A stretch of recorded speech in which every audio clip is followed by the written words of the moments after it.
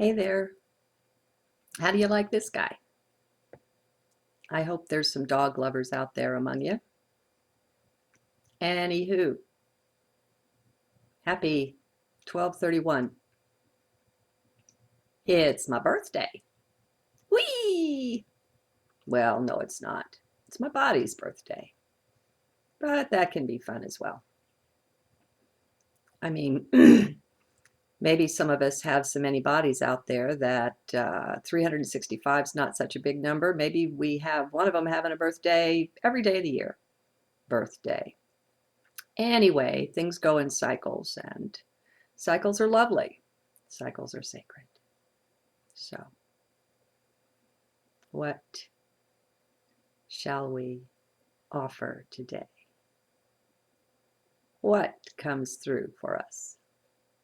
I'm so happy I can hardly tell you. Although I have to admit to a bit of a challenge here. I'm a bird feeder from way back. I've got a really nice pole out there, squirrel proof, and 6 or 7 feeders hanging on it. I even have a specialized woodpecker feeder, no perches and full of peanuts, and the suet cake, all kinds of things. Well, so naturally, I have lots of birds. Well, yesterday, one of them was going cheep, cheep, cheep for all it was worth, and a hawk has decided that this is a nice feeding ground. I guess it's a hawk. It was kind of a bluish gray look with the straight tail feathers across the back. I don't know. I don't know my birds of prey. But, well, they have to eat too. They have to eat too. So it's interesting, though. I think we are all deep in our hearts so looking forward to going and being in a space and in a world where there's no killing, no need that others die so that we may continue to live in form. And that will be blessed and glorious. And meanwhile, we all need to eat. So, I tell you, it was kind of hard listening to the little guy. Sometimes they capture them in such a way, I don't know if it breaks its neck or what, but it's silent. Amazing. Amazing. Okay, where does heart go? Yesterday, we talked about giving up sorrow and our sense of sorrow, and how we can find the factory that creates it in the left brain. It's not that the sorrow is there, but that's its origin and its source. And staying out of there, at least for small bits of time now and then, is a good idea. I mean, take a break. Even to spend 1 minute in heart. Now that means 1 minute being very, very present. You're just present. The mind is empty. It's not going anywhere, doing anything. It's okay if thoughts flit by, just don't think them, just watch them go by, and turn your attention immediately back to heart as soon as you see that it's turned anywhere else. That's all. A minute's a long time, I know. But the mind is used to constant entertainment. We've become entertainment and infotainment junkies, haven't we? And part of that is as long as the mind is constantly hamster wheeling, then the still small voice cannot be heard. We won't even be aware that it's there, that it's present. We can't even acknowledge it as long as the hamster wheeling is going on in the mind. Those little feet going around and around and around and around. And so the mind has indeed become our prison. And we've even been taught to enjoy the prison. We've been taught that it's wonderful and it's to be greatly desired to be very good prisoners. And there's no seeing that until we step out of there. It's amazing. Einstein's a pretty recent fellow. It's not been all that long ago his feet were walking this earth with us. And that he should be so well remembered for his quote about not being able to solve a problem by staying on the same level with it. It's amazing that someone before him didn't say that. But it's a very deep wisdom. It really is. It's totally got to do with perspective.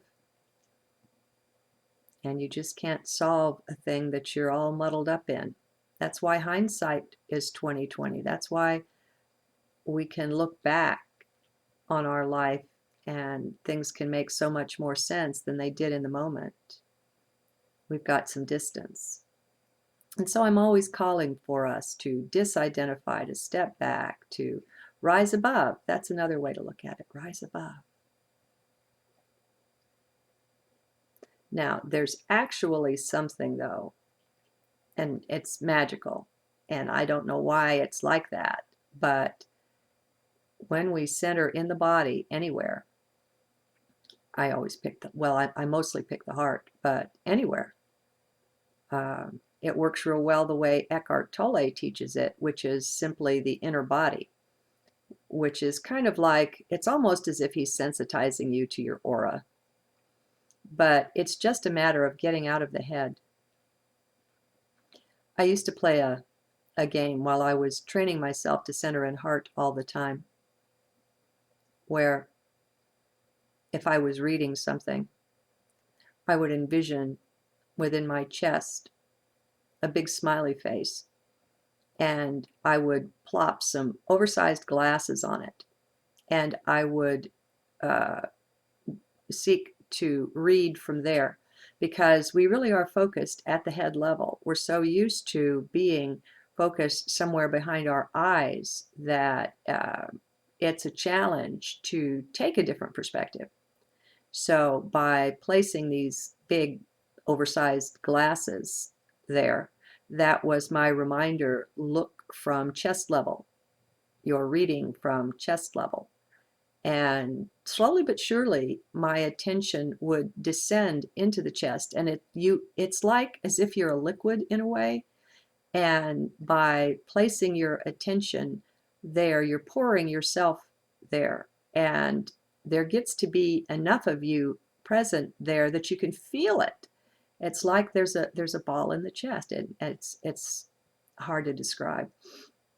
And then if I'm listening to something, on the smiley face, I would plop big oversized ears for the reminder, listen from heart, listen from the chest level.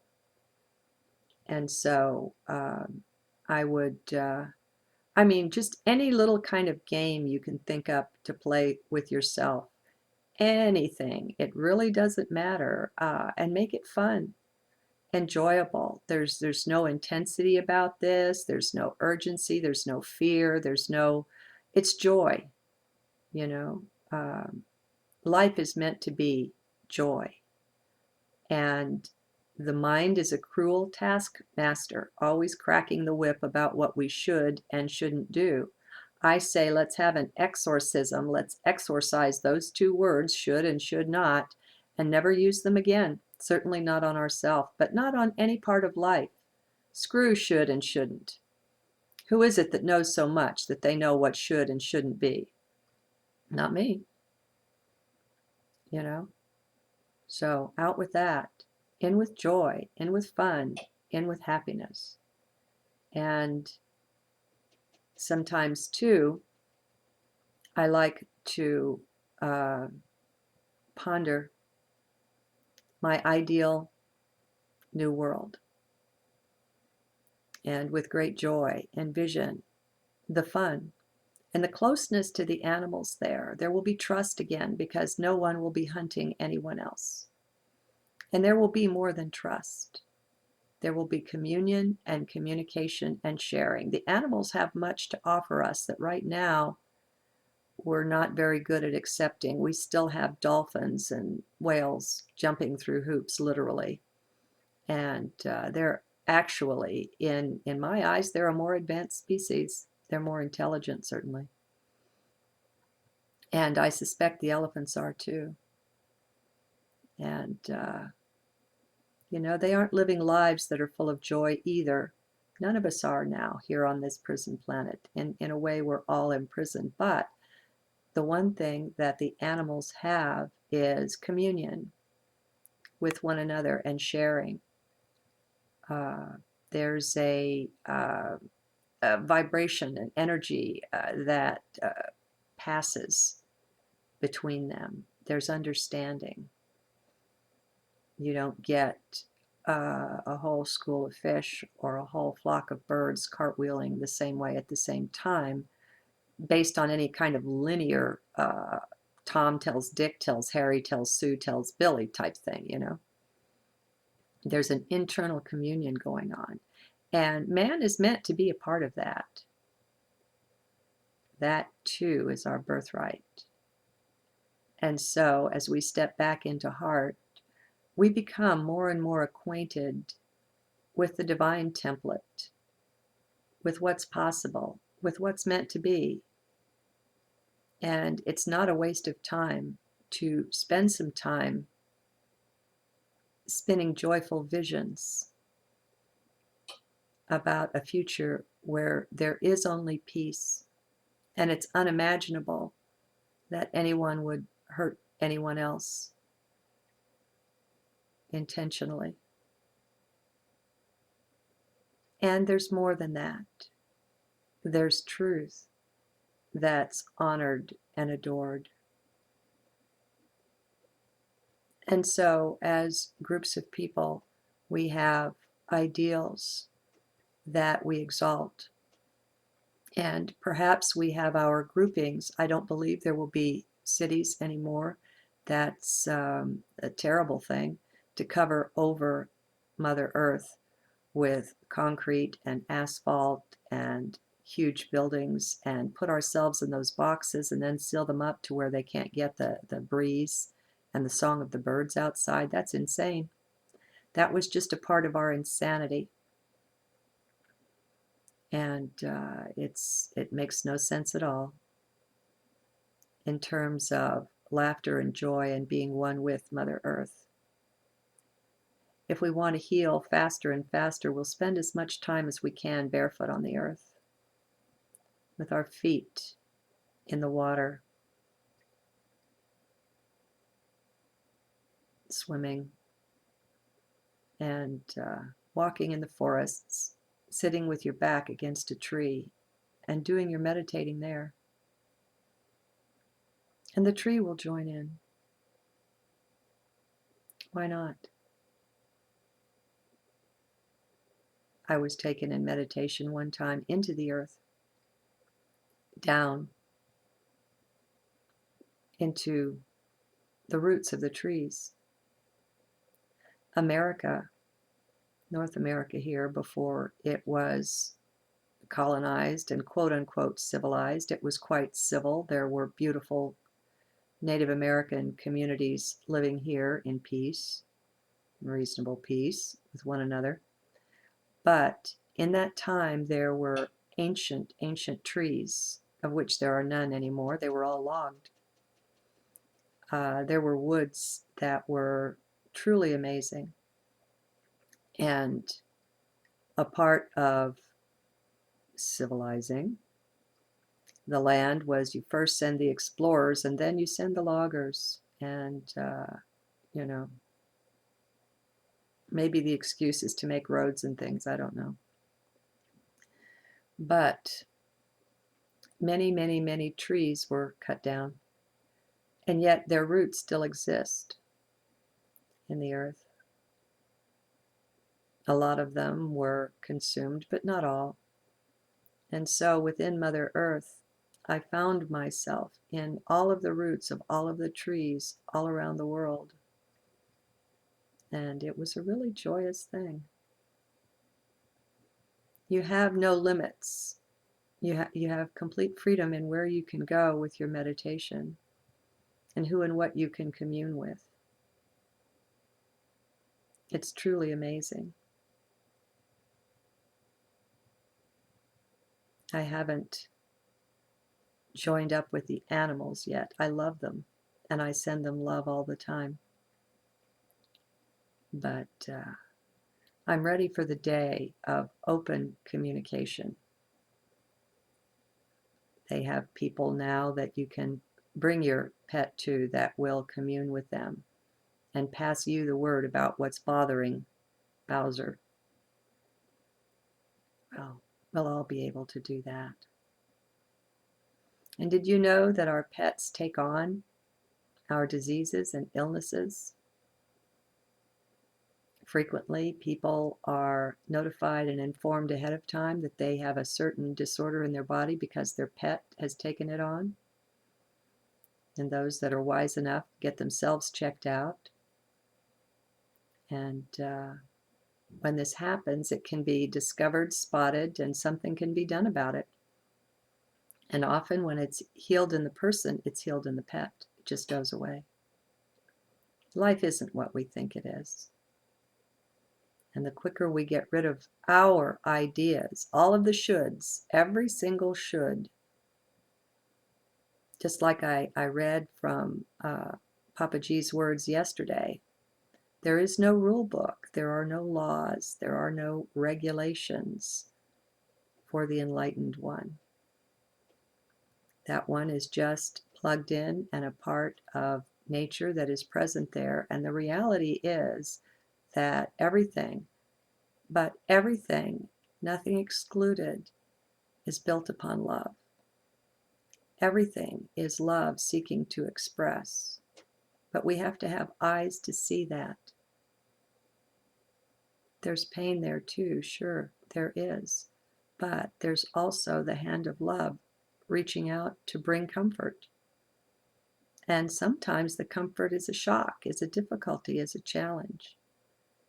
But when we look back, we see that comfort came on the heels of that. It's a matter of rearranging the way we look at things, my friends. Taking on the new beliefs one by one of our choosing about the way things are or will be. And having the humility to know that we don't really know anything, so that we'll be open when the new things arrive or arise on our doorstep. We'll have the eyes to see them. If we're hamster wheeling, no chance. But also, even if we're too full of our own beliefs, beliefs create.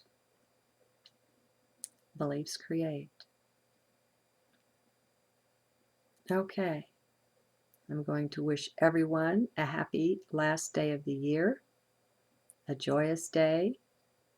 The cycles turn soon, although, I think it's probably more appropriate to start the year at winter solstice. But, for a while yet, we'll work with this ridiculous calendar that tells us it's a new day when obviously it's the middle of the night.